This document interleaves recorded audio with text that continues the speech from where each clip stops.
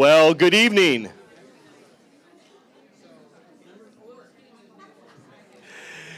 Good evening and welcome to the 2024 Candidate Forum hosted by the McMinnville Area Chamber of Commerce.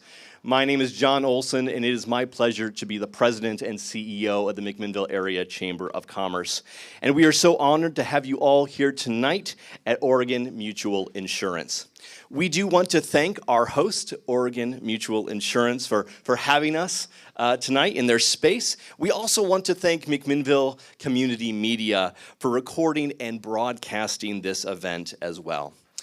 This evening, we have the unique opportunity to hear directly from the candidates running for Yamhill County Commissioner and Mayor of McMinnville. Local elections play a pivotal role in shaping the future of our community, and your presence here demonstrates your commitment to making informed decisions for the betterment of McMinnville and Yamhill County. So before we begin, I'd like to thank our candidates for taking the time out of their busy campaigns to join us. It is not easy running for public office, and so we appreciate your willingness to serve. Thank you. For audience members, if you have a cell phone that has still the volume turned on, we would love it if you would turn your volume off and turn it to silent. Thank you. If you've done any public speaking in front of an audience or being broadcasted, nothing can take your train of thought away quicker than one of your lovely ringtones. So thank you. So tonight is a forum. It is not a debate.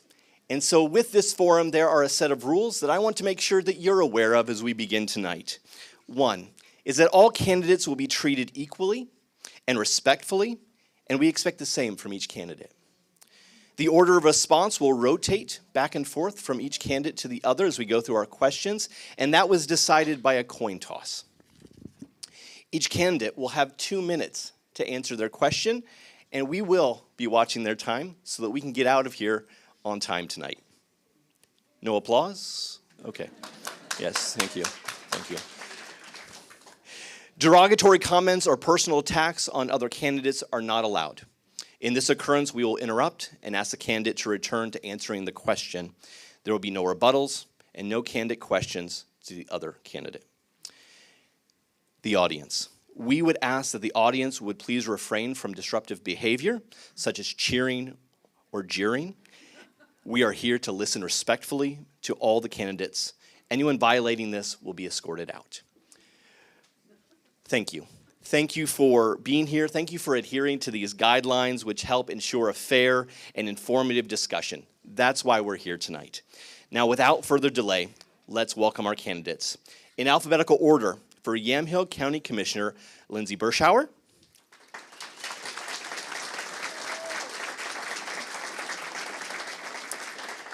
David Bubba King.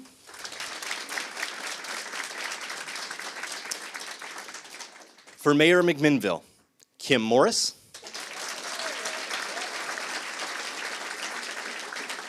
And Remy Drabkin. Thank you for joining us this evening. It is now my honor to introduce our moderator for this forum. Mark Siegel is the assistant headmaster of the Delphian School in Sheridan, Oregon. Mark is also the current chairman of the board of directors for the McMinnville Area Chamber of Commerce, a position he last held in 2002. Mr. Moderator.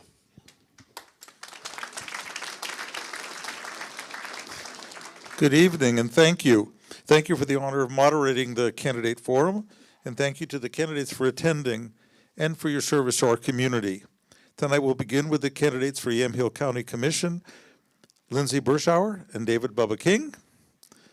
Let's get started. The coin toss was won by Lindsay, so she gets to answer the first question first, and then we'll rotate. I can make it up. We'll get some technical difficulties.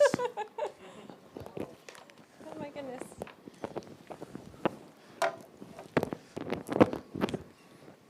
Yamhill County, like many others, faces a variety of challenges that impact residents and businesses alike. Understanding the most critical issue is key to shaping effective governance. The question is, in your opinion, what is the most pressing challenge facing Yamhill County, and what specific steps do you plan to take to address it?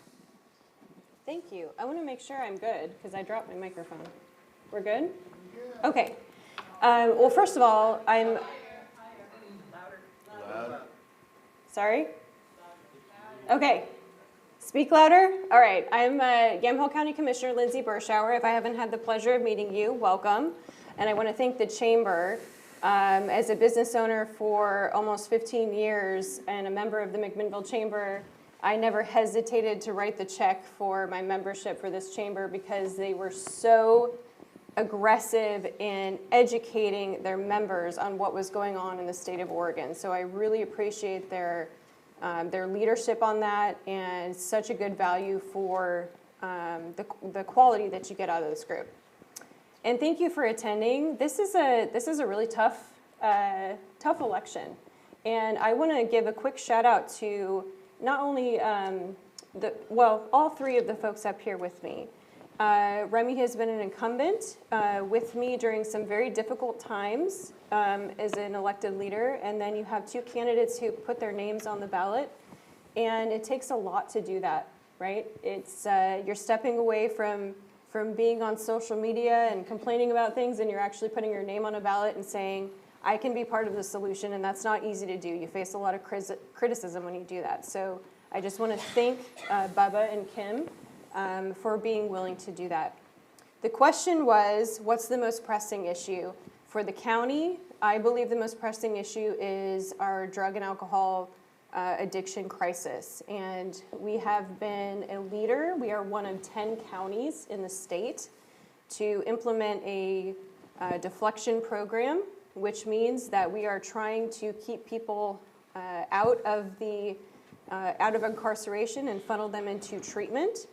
And our plan to do that is quite aggressive, and it involves, in the future, a sobering center, a residential detox center that will help provide treatment on a county level to not just put people in jail for those types of issues, but actually treat them and get them out of the system.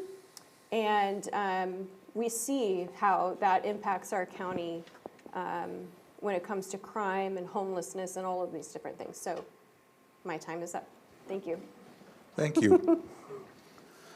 Well, again, thank you guys, and thank you. This is Lindsay and I's fourth forum, if you will, and I got to watch the mayor's last week online, and it went great. I'm a big fan of chambers, so again, thank you guys. Very much appreciate this. And I heard John say earlier that he set out 115 chairs in their standing room and people on TV. So what a great way to really engage local government. So thank you guys so much for being here. The most pressing issues that I see, and I do agree with Commissioner Burschauer, is our homeless population, and our houseless, and all of the different buckets that we can loop these problems into, right? But I see, in order to fix it, we have to be able to we have to fix the budget structural deficit that we have. We have to be seeking out new resources. Right now, most of us probably in this room pay taxes, right? All of that money goes to Salem. And then Salem makes it available back to us. Right now, our money is staying there. And I don't like that. It's going to, when it leaves Salem, it's going to Portland, it's going to Metro, Medford, every other city in our state. But I don't see that coming here very much. And so I think if we're going to fix these problems that we have that affect our community, our business community, we really have to be finding the resources for every department, not just HHS, but our sheriffs, our clerks, every single department. Great. Now you start the next question. Housing affordability and houselessness are issues that communities across the country are grappling with, and Yamhill County is no exception. Addressing these issues requires collaboration, strategic planning, and action from local government. The question, how do you plan to address the challenges with homelessness in Yamhill County? Yeah, I mean, I think that I've seen money left on the table, essentially, for houselessness, for vaccine education, for housing insecurities, addiction services, lots of energy, lots of things that could be going towards our housing deficits, if you will, that we have. And each community that we have in Yamhill County is facing this. Our land use laws lend themselves to make it pretty hard for cities to expand and create jobs that support those housing, right? And so I really believe that if we're going to find solutions, we really need long-term planning. That's what we really need. The Band-Aids that we have right now aren't sufficient enough. It might help here and there, but really we need long-term planning of what is this looking like in 30 years, not just our terms, right? But in 30, 40, 50 years, what does this look like for our kids who are going to live here, for our grandkids that are going to live here? And I think that that is really one of the most important things that we have to fix. One of the most pressing issues that I see. Thank you. These microphones are very sensitive. I can hear myself writing.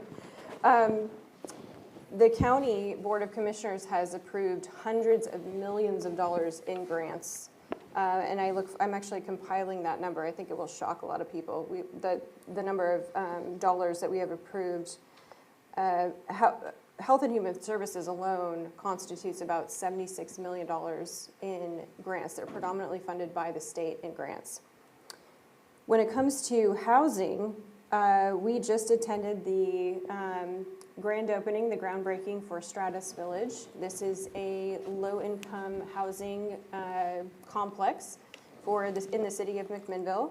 And the county, when it comes to houselessness and housing, affordable housing, we tend to be partners. We're not at the forefront, we're partners. And we chose to invest about $500,000 in our ARPA money into that project, along with city partners, tribal partners, and others to make that happen, because we do recognize that it's a problem. When it comes to what we can do, obviously the county doesn't control the cities, and a lot of the housing development happens in the cities, right? So what can we do as a county? The county has been very aggressive in changing our zoning codes. So if you live in a resource zone, which tends to be the collar around a city, so if you surround a city and you live in that zone, it's called a resource zone. We changed the law to include ADUs. So you are allowed to now build an ADU that can house an aging parent or maybe a child that's struggling to find housing. We have also made it easier and faster for cities to go through UGB or urban growth boundary expansions. So we signed on to fast tracking that process so that like the city of McMinnville, for instance, if they want to expand their UGB, they now have a fast track process to do that. It won't take 20 years anymore. And so we tend to be partners when it comes to this issue. Thank you. The next question to you. A thriving business community is vital for the economic health of Yamhill County. Commissioners play an important role in shaping policies and creating an environment that supports local business. The question, can you highlight specific accomplishments or efforts you've made to support the local business community? How do you plan to continue advocating for businesses in the county? Great question. So in the local business community, we know that childcare is a big part of supporting businesses. And so I was part of an effort to make sure that the county, when it came to our ARPA federal dollars, that we pumped that money that we designated for childcare directly into our communities, into organizations that were already on the ground running. We did partial funding to the zone in Newburgh that is now expanded into other cities like Lafayette. We also prioritized Campfire Kids, which is the after-school program that has been developed here in the city of McMinnville, and made sure that they had funding for not only after-school programs this year and into next year, but also the summer program. So we know that's vital for the support of our local businesses. We have supported the Barbara Roberts C-Tech program. We spent or sent $1.4 million to that program in Sheridan, which is a pipeline for the kids in the West Valley to be funneled into the trades jobs, which we know are vital for the future. We have also partnered with Hampton Lumber out of Willamina and did a strategic investment program, SIP program, with them, which is all of their money. It's private dollars invested into their business, over $150 million investment that they made, and we gave them tax assurance, essentially. We said, if you're gonna put $150 million into this mill, and you're gonna protect this workforce, then we're gonna partner with you. And so that's a project that we chose to do. When we did it, we said, no taxing district will be impacted. So we're gonna partner with you, but you're not going to deplete the coffers of our local taxing districts. And so they are protected, as well as there's a special fund for the West Valley now that will go into their water and sewer infrastructures that's being funded by Hampton. So great partnerships. Thank you. Do you mind repeating the question one more time? Of course. A thriving business community is vital for the economic health of Yamhill County. Commissioners play an important role in shaping policies and creating an environment that supports local businesses. Question: can you highlight specific accomplishments or efforts you've made to support the local business community? How do you plan to continue advocating for businesses in the county? Great question. So the chamber, you guys are my people, right? I am the president of Newburgh's chamber, Chehalem Valley Chamber of Commerce, the board president there.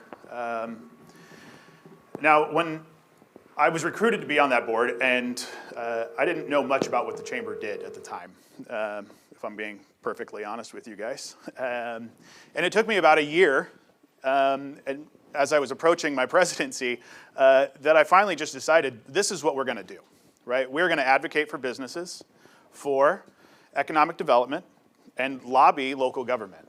And my goal in to do that is to get business people on boards, get them elected, get them on budget committees, on planning commissions, all of these types of things, right? I want to engage you guys as much as I can, because as that time in chamber, I've gotten to do that with the city of Newburgh and other areas, right? And so I've been on SDC committees to lower city fees, to pull back red tape.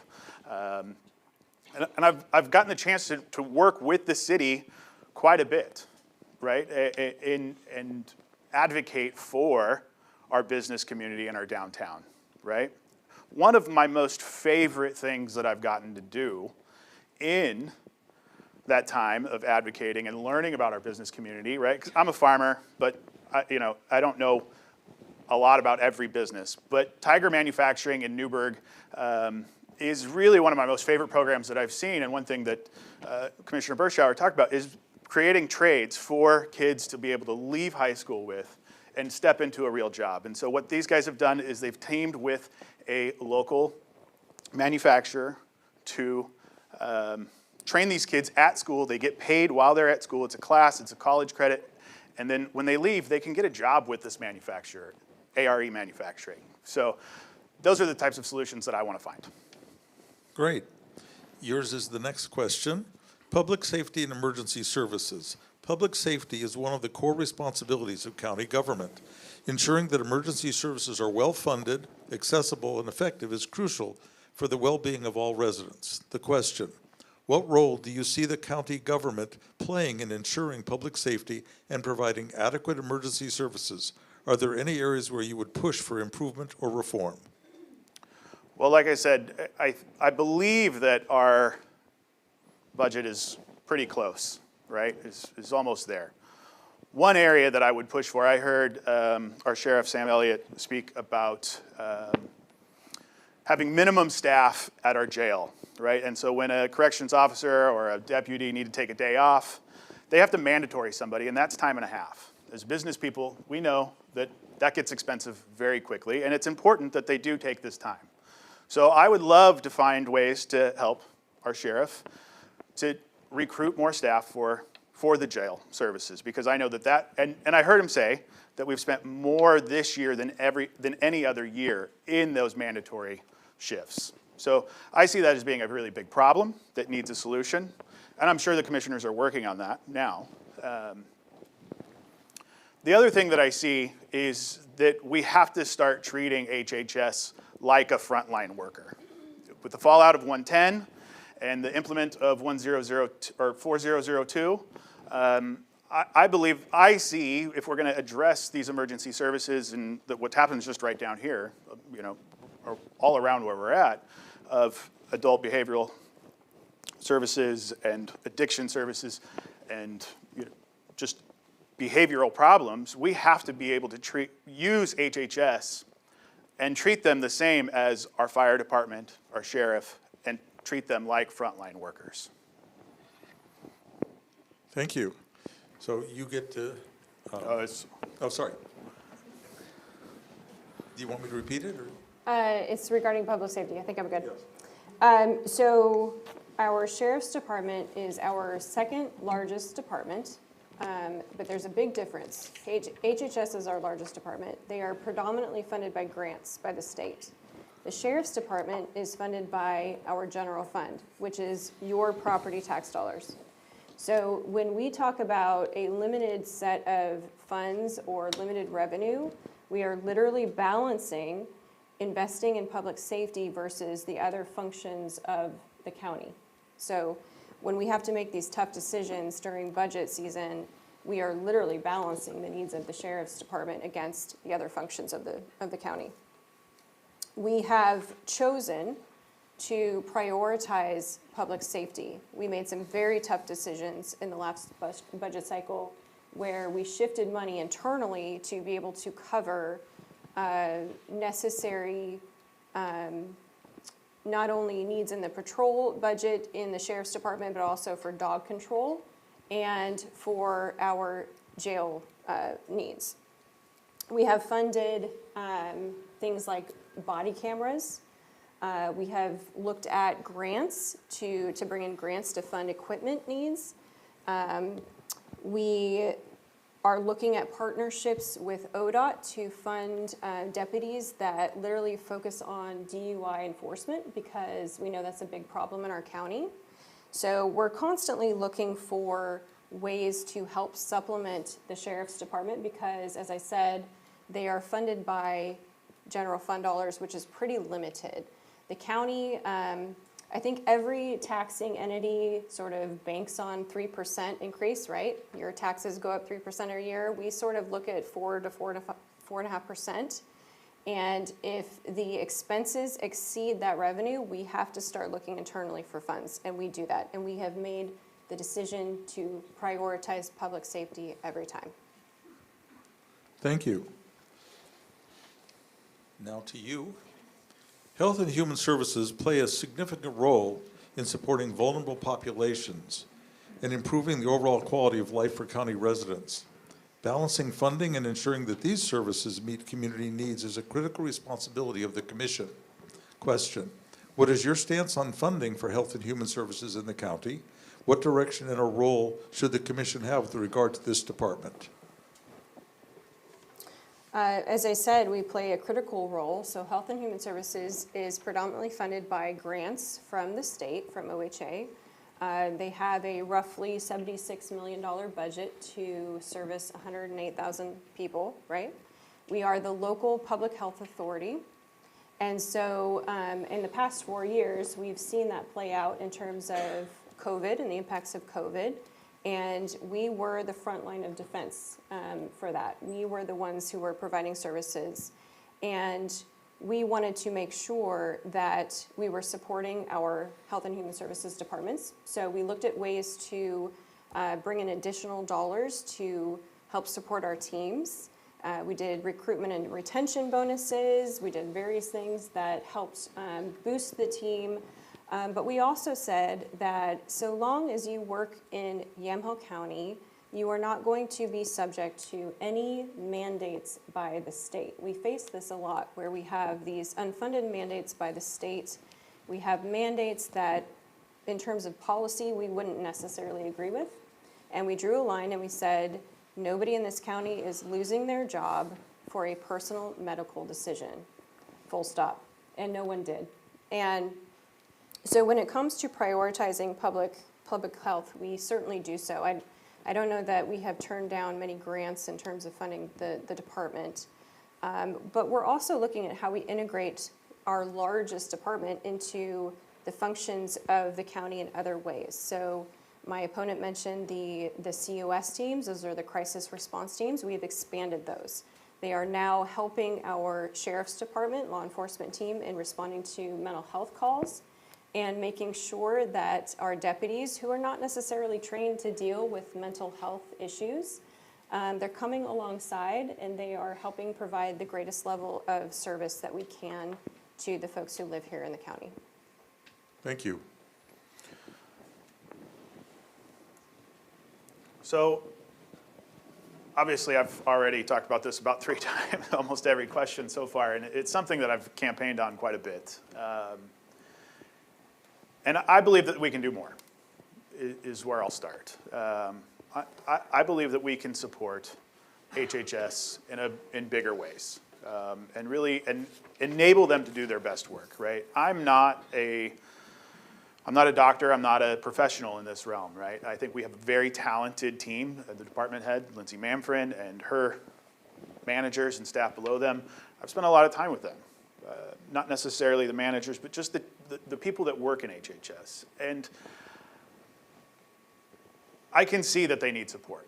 I know that they need support. They need more, right? And so my philosophy of leadership is when I don't know everything, right? Because I don't.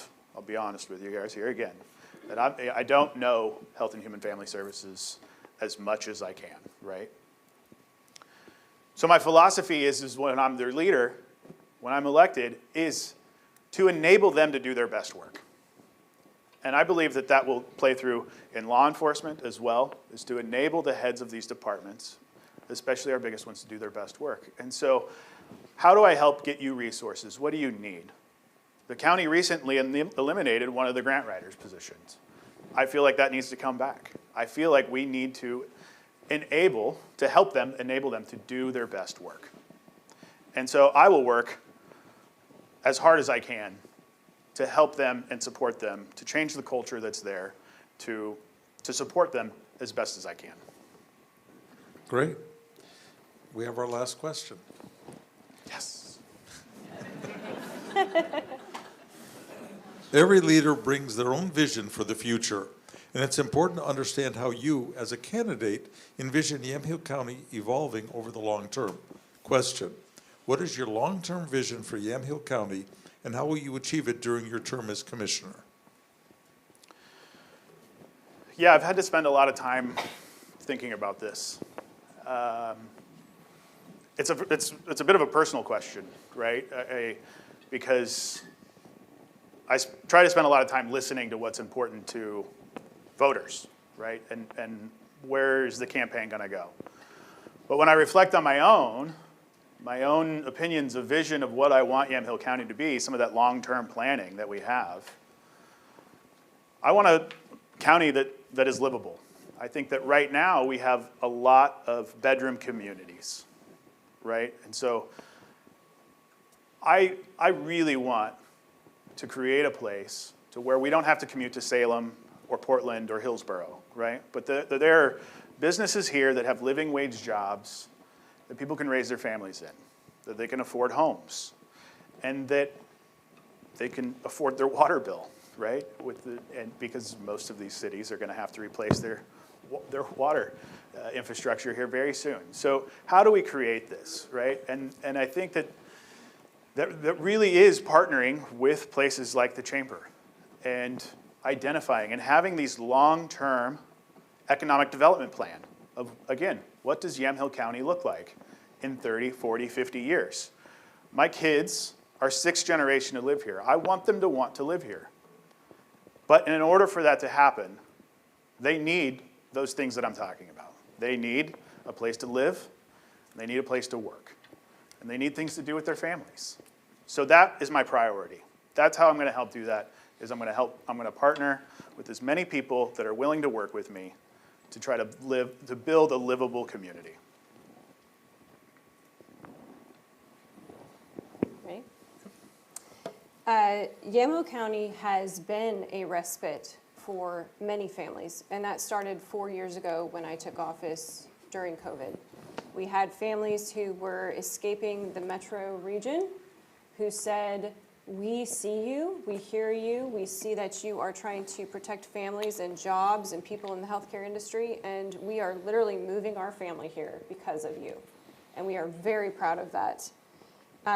We don't support new taxes on families. We were asked, my opponent and I were asked recently, what's the most pressing need in our communities these days? My response was insecurity. There are a lot of people who are living on the edge. They are making decisions that they never thought they had to make before. And my view is that the county should not be an additional layer of burdensome bureaucracy. We should not be part of the problem. We should be a do no harm philosophy. We do not want to embrace Metro's policies, and that extends from not just housing views and policy views around housing, but also taxation. My opponent, unfortunately, embraces some of those views. And when it comes to public safety, we have seen deputies coming from other counties who want to be here because they know that this Board of Commissioners supports public safety. They know that they are valued, they're heard, and they're respected. Going forward, what does the vision for Yamhill County look like? I think it means that we are in a supportive role. Our cities are facing a lot right now on a lot of different policies. You're going to hear from our mayoral candidates here pretty soon. But we're in a supporting role. We want to make sure that we can help support the infrastructure needs of our cities. We have a critical voice in doing so in the legislature. And I think, as I said in the first question, the biggest challenge right now is our drug and alcohol addiction. And the county is facing that head on. We are one of 10 counties to have a deflection program. We are at the cutting edge of that, and we are going to make some significant headway in the next 4 years. Thank you, Lindsay and Bubba. For your time, we'll take a 1-minute break while we bring up our next two candidates, Kim Morris and Remy Drabkin, for mayor of McMinnville.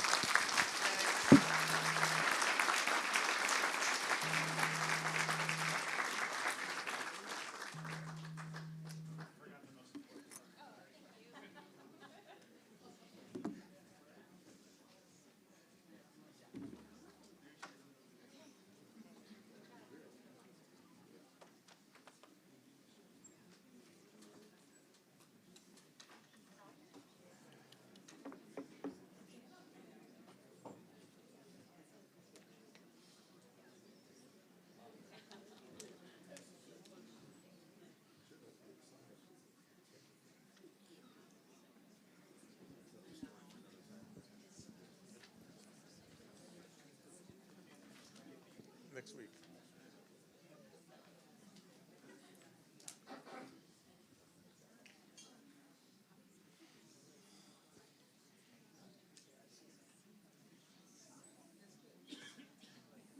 Tell me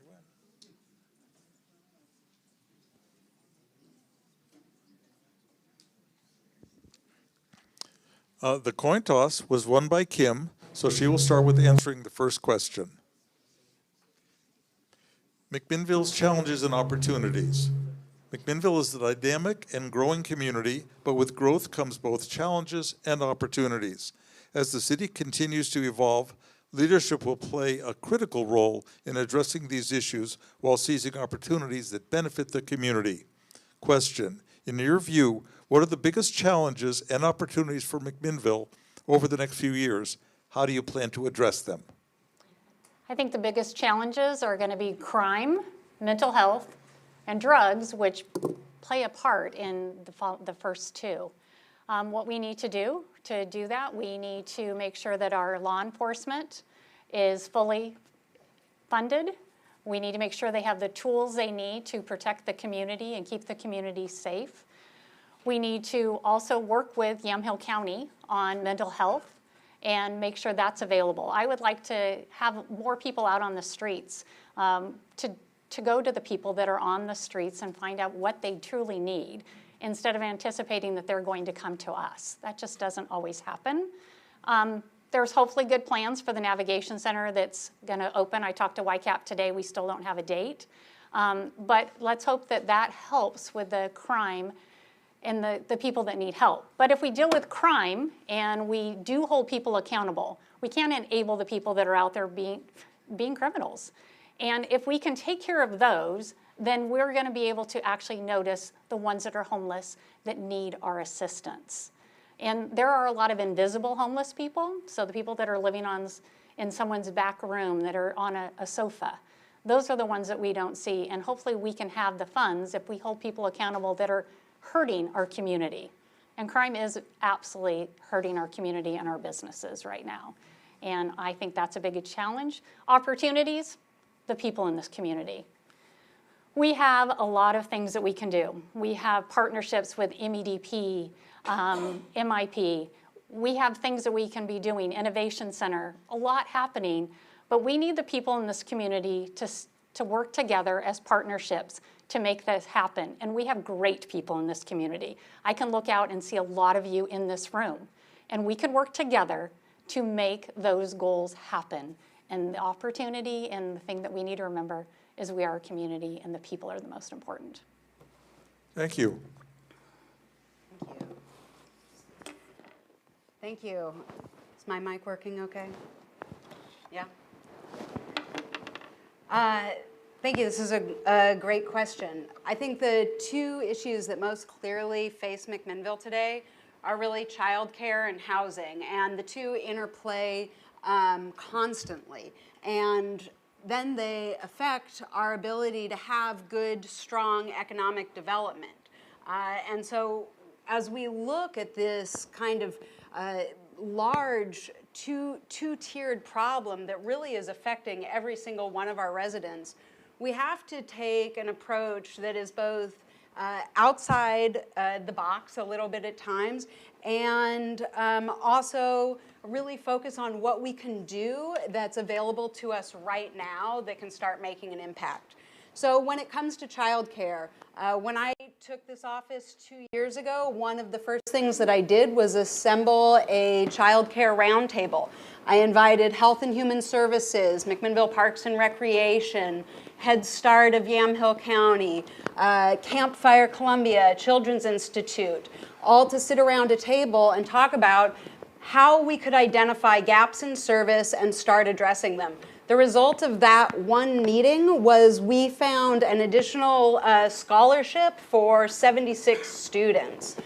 So that type of collaboration, bringing lots of minds and lots of thought to the table to work through these issues, is absolutely critical. When it comes to housing, I've been delivering housing at every level. Every level. Emergency housing, transitional housing, subsidized housing, workforce housing. The Navigation Center that was mentioned, that was me that went out and advocated and got those funds in order to be able to start construction. When it comes to transitional housing, Stratus Village that was mentioned before, that was me. I went out, I got the last $7 million.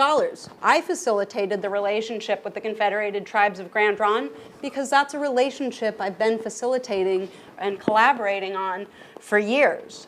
When it comes to, and that project, by the way, Stratus Village, that is the largest dedicated affordable housing project, thank you, that's ever been built in McMinnville. My time is up. Whew, that 2 minutes goes fast. Wow. Thank you. So the next question starts with you. Access to affordable, quality childcare is vital for working families, and its availability can directly impact economic growth and workforce stability in McMinnville. With increasing demand for childcare services, this issue has become a growing concern. How would you as mayor address the shortage of childcare services in McMinnville? Oh, me first this time. Great. Thank you. Well, I'm going to continue off of the kind of where I was, because what I didn't hit upon were opportunities. And so other than just collaborating, we have an enormous opportunity in front of us right now, which is that in May, there's going to be a bond in front of you to decide whether or not you would like a new Parks, Recreation, and Cultural Center to be built in McMinnville. And if you're reading about that, one of the things that we talk about and that we're suggesting in there is flexible space. We just have to open up more childcare opportunities across the city. Another opportunity is recognizing where there are faults in the system and asking the people that have the power to change those things to change them. So through a lot of my recent work on affordable housing, I learned that you can't co-locate childcare services, commercial childcare services, with dedicated affordable housing developments. Well, how ridiculous is that? We're going to build a new affordable housing development and the state's not going to let me put commercial childcare on the ground floor? Why not? That's logical. That just makes sense. So I've raised this with our state representative. I've also raised it with other state representatives and other county commissioners as well. This is a statewide problem. We need statewide assistance to start taking down real barriers that are getting in the way of providing childcare. We have to be working collaboratively to solve these problems. It is such a failure of our system if we don't care for our children. I often say that the wealth of our community is the health of our children. And I really, really believe that. So our children deserve deserve everything we can do for them. So childcare. So I believe there is a lot of childcare options in the county and in McMinnville, but are they affordable? Most of them are not. We have working families. Childcare is very expensive. So trying to find some grants or opportunities to have scholarships for people to have childcare if they're on a lower income. We also need to take down barriers in order to have more childcare opportunities to develop. We do already have some of those in place, and I think we still need to continue to work on that. But we need to make sure that we also have after-school care. This has come up before, and I, for one, would be happy to work with the school district on childcare. I have nothing against bringing back a fundraiser to help support that. We need to make sure that our parents can stay at work and make sure that their child is safe, that we don't have a child at home by themselves, and that they can keep their job, because what does the job do? It helps our economy. We need them to be at work to make money, to pay the house payment, to pay the water bill. So as a community, there's lots of things that I think we can look at and we can help with. I'm more than willing to help with childcare. You know, we had the mayor's ball before. There's nothing wrong with bringing something like that back. And we will discuss that with one way or another, whether I'm mayor or not mayor. I will have that discussion with the school district and do my best to help them. Thank you. The next question to you. Okay. As we've already heard, homelessness continues to be a pressing issue for McMinnville, as it does for many communities across Oregon. Addressing the needs of the houseless population while balancing the interests of the broader community requires thoughtful leadership and a comprehensive approach. The question: what is your plan to address homelessness in McMinnville, and how will you ensure the needs of both the houseless population and the broader community are met? I think we have to separate. So I think we look out, we see everybody on the street, and we just assume we lump them all together as homeless. And that's not the case. We do have people that are homeless, and like I said, most of the people that we are going to count as homeless are in someone's home. They're kind of the invisible homeless. But there are some that are on the street. But then we also have the ones that are mental health. And unfortunately, our state has done us no favors at all by closing our institutions. And there are some people in this town that would actually be better off in an institution, at least to become stable. It's not fair to them. It wasn't fair to let everybody out and think that they're going to do better out on the street. And then we do have people on the street that are looked at as homeless that are criminals. And I don't know that everybody likes to hear it, but it's the facts. So there are criminals that we need to hold accountable. And again, if we go through and we work with the churches as well, the churches are doing their best to help, but we also have to, I think, work together, kind of look and say, are we providing maybe too much? Because if you look, it's hurting our community.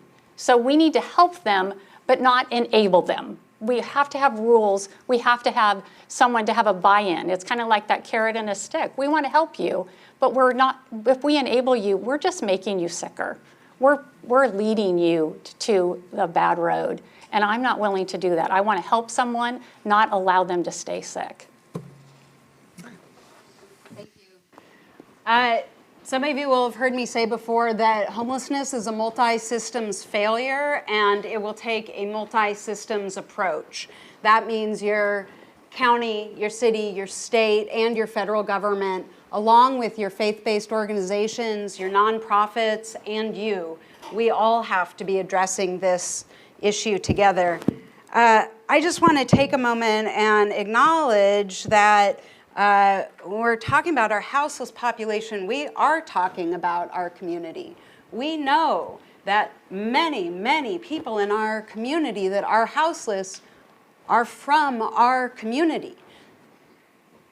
The destabilization that's happening in those individual lives also has an impact on destabilizing business, feelings of safety, and the general health and wellness of our community. We need a whole system of transition to move people out of homelessness. We need that emergency interruption. That's this navigation center that I've worked so hard, that's going to be opening its doors. I cannot wait for it to open its doors. The city has completed our work on that project. That'll be 36 beds of emergency shelter. It will be our first low barrier shelter. The moteling project that I helped raise funds for, that's now Project Turnkey, that's working with our state. That shelter has a 67% success rate, meaning that people that go into that shelter program, 67% exit to housing. We need solutions like that. Thank you. And the next question to you. The availability of workforce housing is critical to attracting and retaining business. Without adequate housing, local business may struggle to find and keep employees. At the same time, McMinnville must create an environment that encourages business growth and economic expansion. Question: how would you as mayor attract new businesses to McMinnville while ensuring there's enough workforce housing to support that growth? Thank you so much. The two are tied together, as I've touched upon a couple times this evening. We don't only need more housing, we need housing that fits our workforce. And so part of our solutions is simply to build more housing. That land supply is one part, not the only part of our problem, but a big part. In 2001, the city failed to pass through its urban growth boundary expansion. It's not that it's a 20-year process. We were denied that application by a special interest group. And it was my council that picked that work back up, got it through. Now we have lands available to annex into the city. Now we as a city have a dedication, we have a responsibility to get the infrastructure out there so that that housing can actually be built. On top of that, we have to continue to incentivize the creation of a housing, especially workforce and affordable housing. Now, I've talked about codes before, and sometimes people think code conversation is boring, but codes change outcomes. Some of the early work that I did with the city of McMinnville on changing our housing codes has now resulted in the work of, or in the effect of having more dedicated affordable housing. I used this example before, and I think it's a great one, so I'm going to use it again. I think most of us will remember the apartment complex that burnt down on Baker Street a couple years ago. That burnt down as a 17-unit apartment complex. It rebuilt in the same footprint with the same height as 24 dedicated affordable housing units. The housing units were filled by YCAP before the doors were even open. Those folks want to build more of that housing now. Thanks. Can you repeat the question, please? Sure. The availability of workforce housing is critical to attracting and retaining businesses. Without adequate housing, local businesses may struggle to find and keep employees. At the same time, McMinnville must create an environment that encourages business growth and economic expansion. How would you as mayor attract new businesses to McMinnville while ensuring there's enough workforce housing to support that growth? So, as Remy mentioned, so our urban growth boundary does affect our land in order to build new housing and affordable housing. So I think we also need to work on expanding our urban growth boundary, but also look at our communities that are surrounding us, our smaller communities. McMinnville can't take on everything for all the jobs, so if we can work together with the Dayton, the Sheridan, the Amities, and see if we can also have workforce housing in those locations, I think that that would help and help the entire county. We need to look at bringing different businesses in. We're building different apartments in different neighborhoods. We need to have businesses in those areas as well. So we can have affordable housing, but we also can walk to the neighborhood store. We need to bring in jobs that are good paying jobs. So Innovation Center, that area out there, we're looking at jobs, the number of jobs per acre, but they need to be high paying wages that allow someone to be able to live in this county. I'm also concerned about people that are already living in their homes and they're finding it hard. It's not affordable. The more we increase their taxes, the more we increase their fees, that they're on the edge. And then we're gonna have more people that are looking for different housing. We need to do what we can to keep them in the home that they're already in. They want to stay in their home, we want them to stay in their homes. We need to protect our neighborhoods, and we need to look at what we're charging for those people, whether it be the service fee that's onto their water bill and increasing that, or the taxes or bonds. We need to care about the people that are already in a home as well as looking at increasing affordable housing. Thank you. Next question to you. As McMinnville grows, debates over the expansion of the urban growth boundary has become critical to discussions around housing and industrial development. Striking the right balance between housing production and the preservation of agricultural areas is critical for sustainable growth. Question: what is your stance on urban growth boundary expansion, and how would you balance McMinnville's housing, production needs, industrial development, and resource lands? Very similar to what we just talked about. So I do think that we need to expand our urban growth boundary.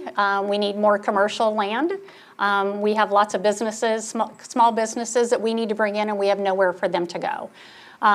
We also, of course, need affordable housing, and we need to expand for some companies that have good jobs. So urban growth boundary is necessary, but we also need to protect our farmland. So it has to be done in a way that's practical and well thought out. We live in a rural area.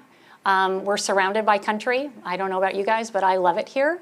And I want to protect that. So we need to do it very thoughtfully in how we do it, but we do need to expand it. Thank you. Thank you.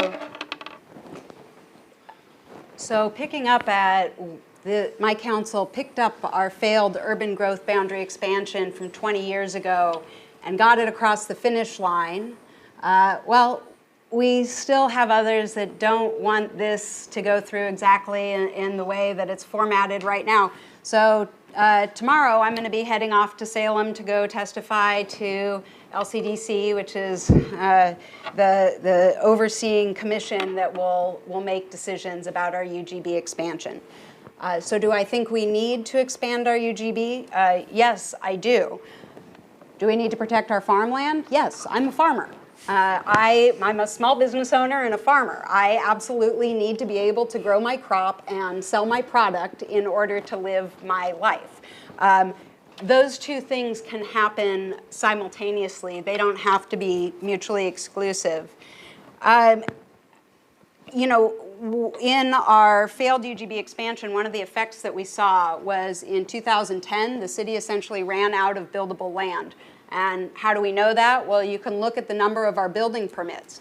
And our building permits just started to tank in 2010. So we need that expansion, but we also need more dense city center housing. And I've got two projects underway that I want to see to completion that are working on that. So the first one is Stratus Village, which we just broke ground on the other day. Again, that's 175 units. That's the most dedicated affordable housing that's ever been built in McMinnville.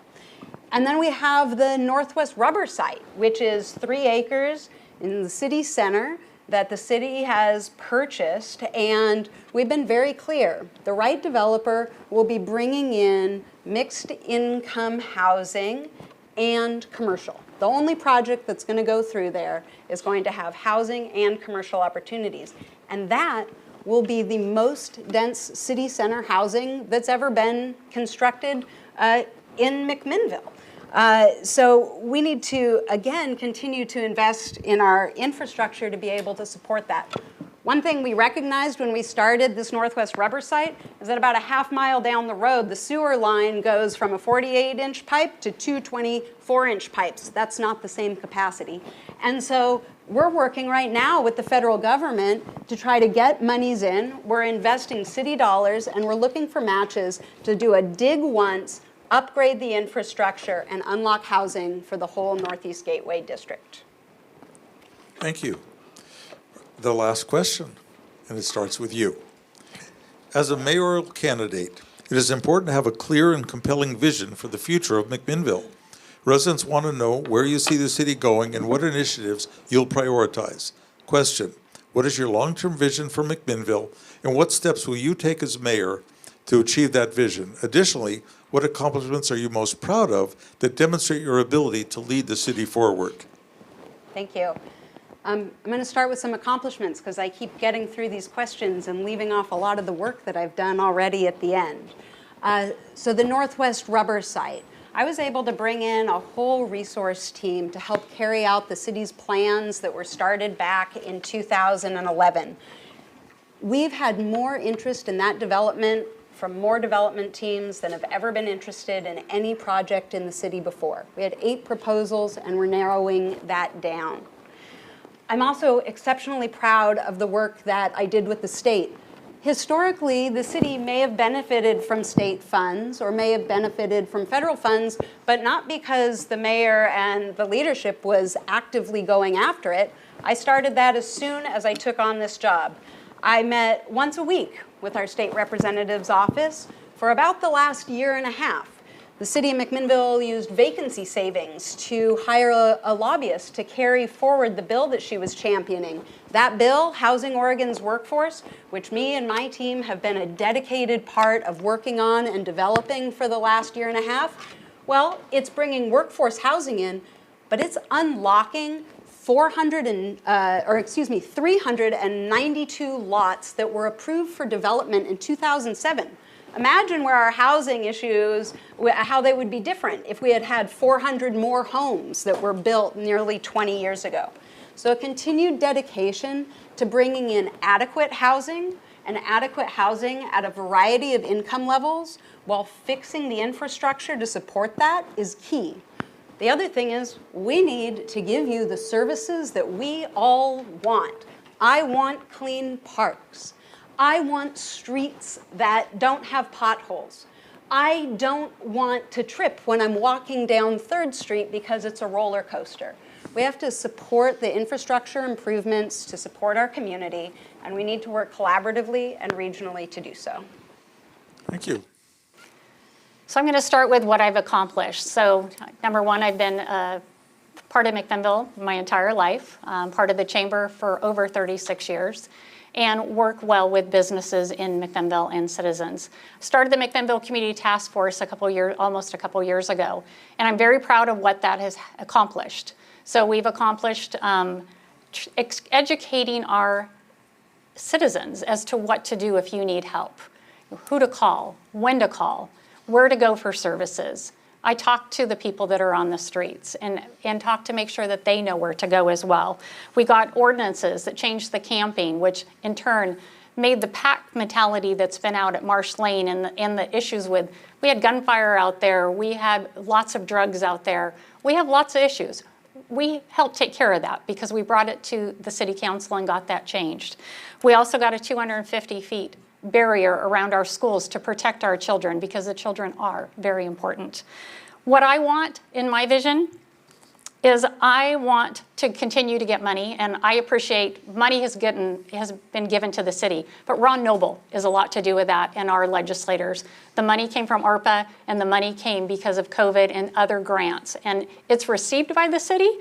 And I want to fix fractured relationships with the Chamber of Commerce, relationships with Linfield, with our school district. I want safe community. Everybody needs to be safe, and they need to feel safe. I want clean parks just like everybody else does, and I don't understand why they're not right now. Affordable housing, but most of all, I want to be a mayor of we, not I.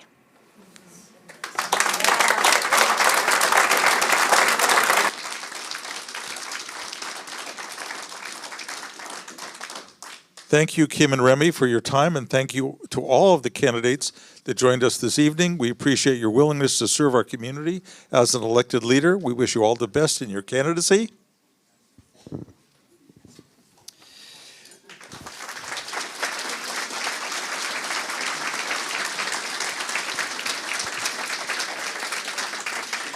We do want to thank our candidates for participating in tonight's forum and for your thoughtful responses to these important questions.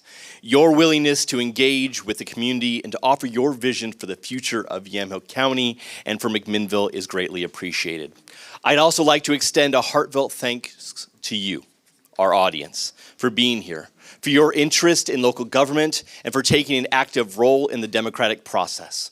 Elections like this shape the future of our communities, and your involvement is vital. So thank you.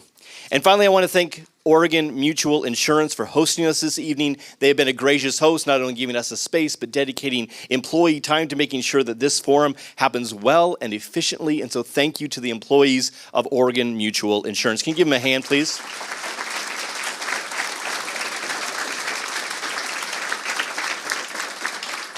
I do want to especially thank Steve Patterson, the CEO of Oregon Mutual Insurance, for allowing us to be in his space. And thank you also to McMinnville Community Media. They are keeping you informed on all these forums, right? Where else can you find them but our local community station on cable, number 11. That's where you should be watching great local programming. Thank you. If you want to share this with others after this forum, you can do so from the link of their YouTube page. So thank you, McMinnville Community Media, and to Kyle, their executive director. Thanks, Kyle, back there.